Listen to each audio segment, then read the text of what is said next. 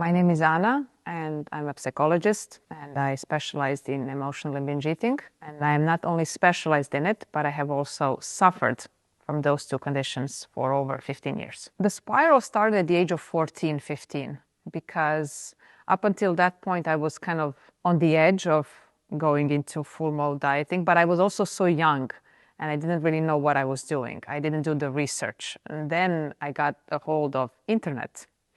And so my world opened up with all the things that you can do to lose weight. And so I would say the only reason why I really wanted to lose weight was because I was like 14, 15 when I gained a lot of weight within that 1 year of living abroad. And everyone made a comment about it. And everyone was thinking, what happened? Why did you gain so much weight? Like, what's going on? And it was only the focus on the weight. And I didn't even feel that it was such a massive issue until it was pointed out to me that it is a big issue. So I took it as an information, like, you are not worthy because you have gained weight, because you're not asking me anything else about my life. I have been living abroad for a year and no one cares just how I look. So the looks matter. That was the key, takeaway. Then I spiraled completely at the age of 14, 15. I started dieting like mindlessly. I didn't know what I was doing. I was just like, let's cut the bread, let's cut the sugar, let's cut the sweets, let's cut the pasta, the pizza, everything. And of course I lost weight.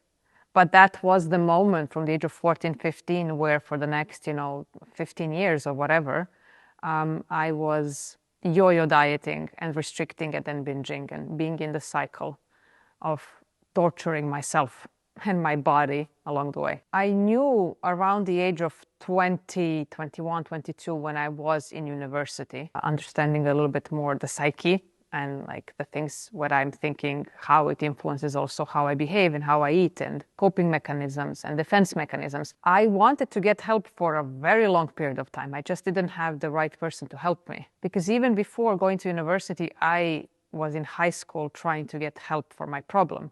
But I was always put on a diet. So no one really questioned, why does this person need to go on a diet? Like, what is she doing? What is she thinking about herself that she's constantly in the cycle? It was just like, go on a diet and you will lose weight and you will be happy. And the same time when I started university and I started going a little bit more to therapy and then even more so to therapy later on, the light bulb moment was when I realized that I was doing this from 11 and I was 26 at the time. I was like, this is a big chunk of my life.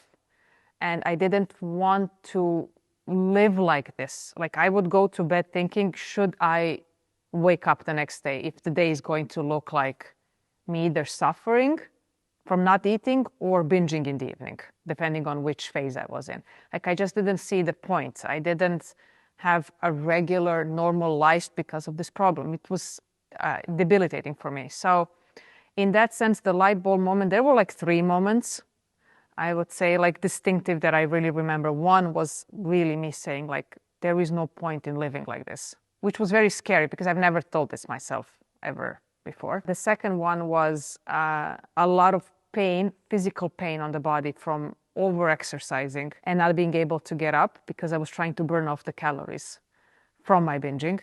And the third one was when I realized that the time that has passed, that it was more than half of my life already. And then I knew it was so easy to stay in the cycle because it was so familiar. I knew what I had to do to maintain the appearance, but like, I realized that I haven't been living life to the fullest on many aspects of my life. I was lost in who I was and what was my purpose for so many years. I was playing a role with my friends or in my relationships. I wasn't authentically me because I had this problem and because I didn't get the right help, like the help that I got me deeper in the problem. So my journey of these 15, 16, 17 years to get here and to have a family and to be present with them and calm around food was a lot of work. But I would say, on the other hand, it's also, like, for me, it's like inspiring. Like, I know I've done it and you can do it.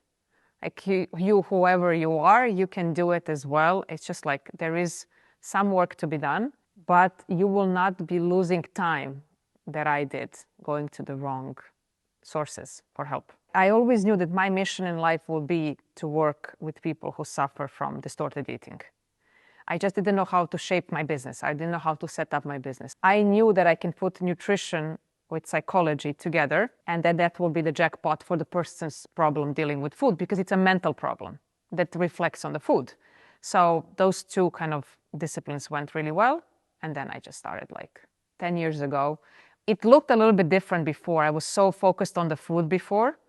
But now I would say that more the focus is on the mind. I just feel that I know how the person feels around other people, around food, in relationships, in regards to their body, the thoughts, the constant battle.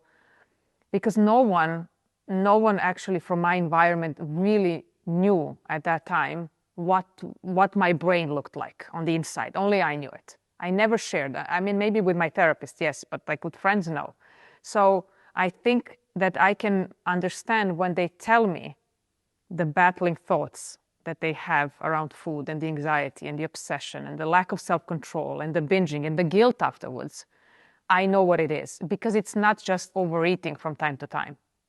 Binge eating it's a serious problem, and it really affects your life. So I think because of my personal experience, I can kind of be more empathetic. I give them more time because I understand what they're going through. When I speak with my clients, I remember myself and putting all my faith into a nutritionist or a doctor that I was sent to. And God knows I have been sent to a lot of them. And they made my problem worse and extended the period of my suffering, because they were not dealing with the real reason. Why do I restrict? Why do I then binge, obviously? Or what is going on in my head? And where is this need coming from? Where did I pick up those thoughts? No one was dealing with that. They just put me on a scale, blah, blah, blah. This is how much you weigh. This is the diet for you. See you in a week. And the diet was obviously so restrictive because they want to get results. And I would get results, but maintaining it was a nightmare. I want to help people shorten the period of getting the results by working on the really things that matter. The weight comes secondary.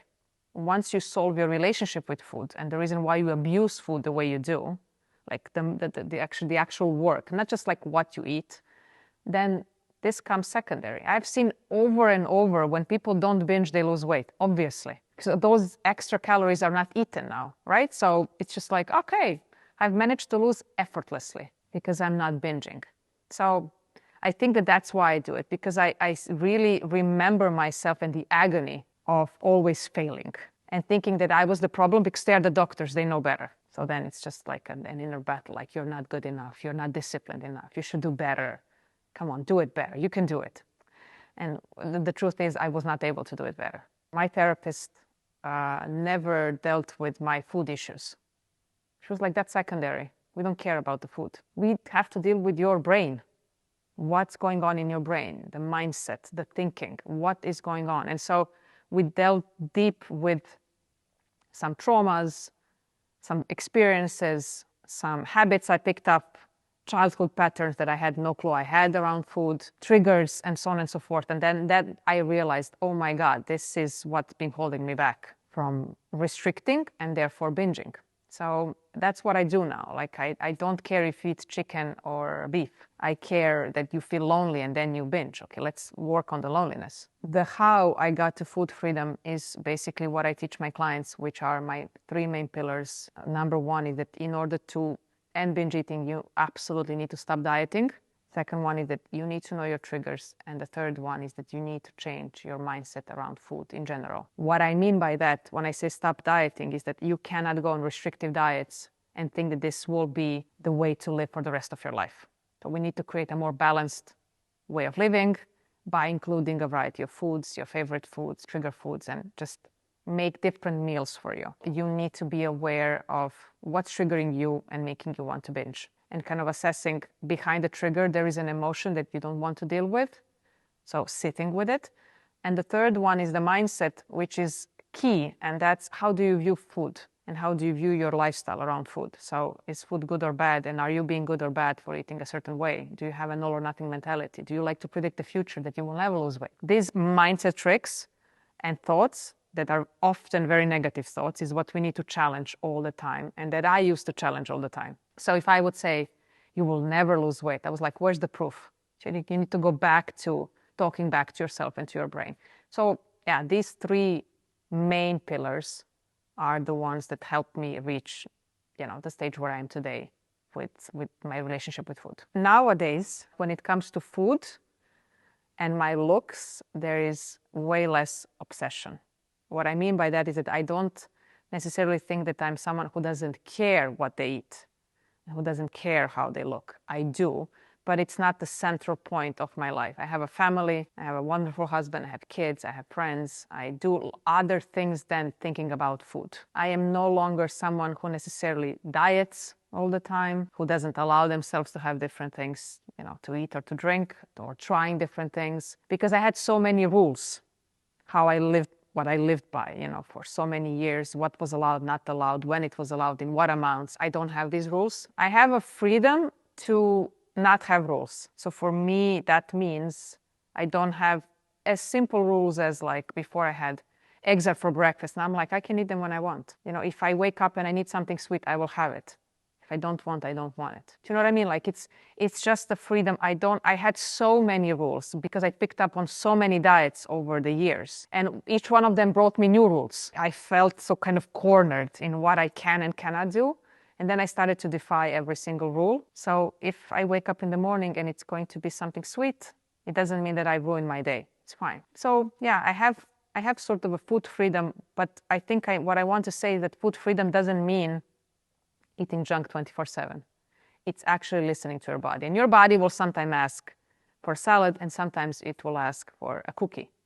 And that's okay, like both can fit in, which is a new concept for me, or at least it was, because I was either in one camp or the other camp for so long. Whoever starts working with me, we have, first of all, an assessment of where they are in their relationship with food. Everyone is on a different journey. I never had two clients who are in the exact same spot. Their problems are not the same. The journey hasn't been the same. The length of their issues with food hasn't been the same. So in that sense, they cannot go into any boxes. They're all individuals. And my approach to them is very personalized. What it means is that, like, yes, of course, they need to answer the same questions, but their answers will be different. And therefore, we talk about different things. So their triggers are different. Their childhood patterns are different. Their mindset is different. What they have been doing with food and how they have been using or abusing food is very different. So I talk to them literally one-on-one every single time to understand what they have been going through or what they're going through in the moment. And then we deal with that. We're only talking about general things when it comes to the big topics. Tell me about your childhood and your relationship with food. There is nothing to be ashamed of. I think people are very ashamed of any eating issues, distorted eating issues, mental health issues. And I felt the shame for many years, like something is wrong with you. And that's why I didn't share with anyone, which is a big mistake. I could have shared in great detail what I was feeling, but I didn't because of the shame that went with it. I felt like I had a disease. I felt that I was an addict. Do you know what I mean?